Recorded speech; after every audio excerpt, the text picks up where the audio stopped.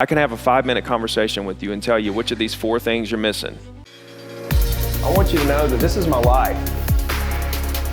This is real. Relationships are universal.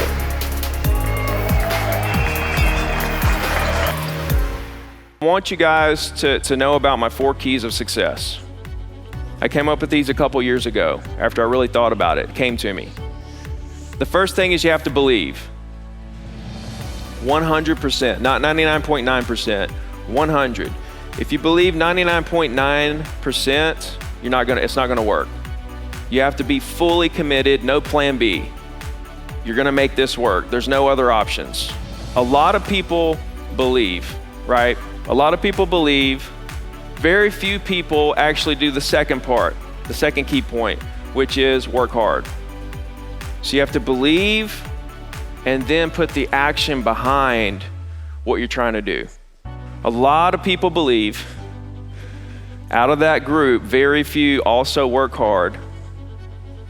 And out of the group that believe and work hard, even fewer also, the third key point, adapt. Adapting is very interesting because this is the part a lot of people miss. They believe and they work hard and they don't know what's wrong, but they keep doing the same thing over and over and over again. You have to always test things out, try new things, see what works, see what doesn't work. When you find something that works, hang on to it. But we got to keep believing. We got to keep working hard as we're adapting. But the one I always believed, I've always worked hard and I've always been pretty good at adapting. What I always had a problem with, and I'm still working on it, is the 4th one, and it's patience. If you're not successful or as successful as you want to be, I can have a 5-minute conversation with you and tell you which of these 4 things you're missing. Maybe you believe and work hard and you adapt well, but you're just not patient. You just need to keep doing those things and just let it happen. That's what happened to me.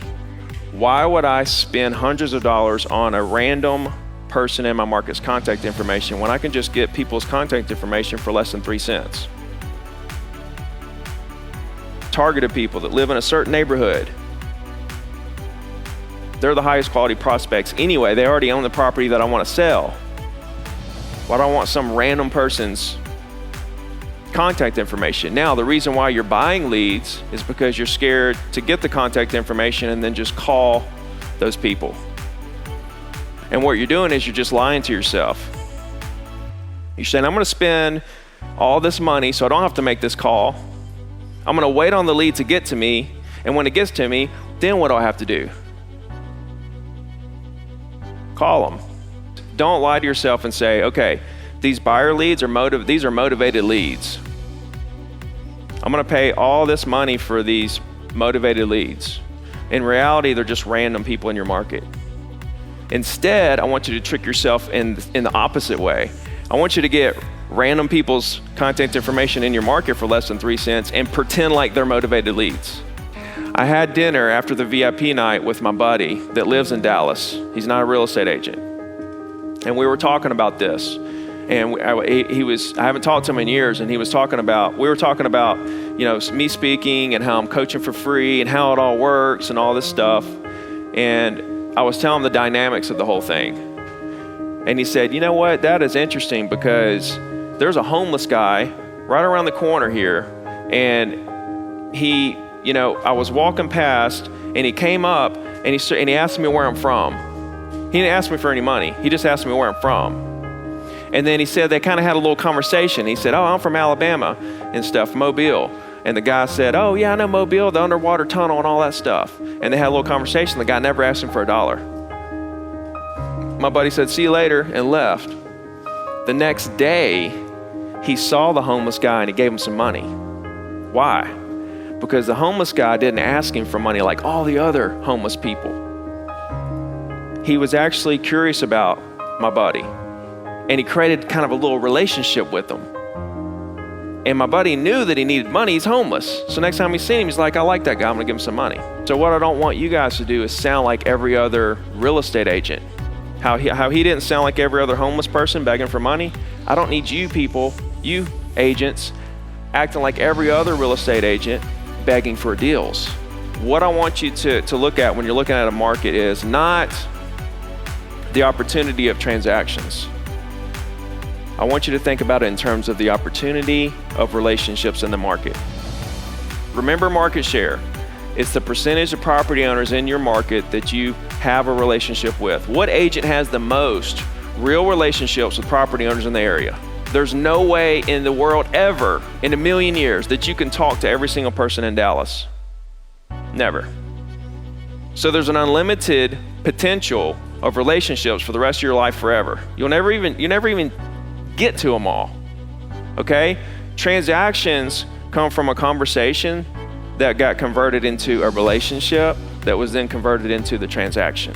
You can go back through the worst of the markets, through your MLS, and recognize that there were closings that were happening every single day. So what does that tell us? It tells us we don't have to worry about the next crash. If it ever happens, when it ever happens, it doesn't matter. Because closings are going to continue to happen every single day. Okay? So think about this. When a market transitions, this is what happens. I want you guys to really pay attention to this. This is important.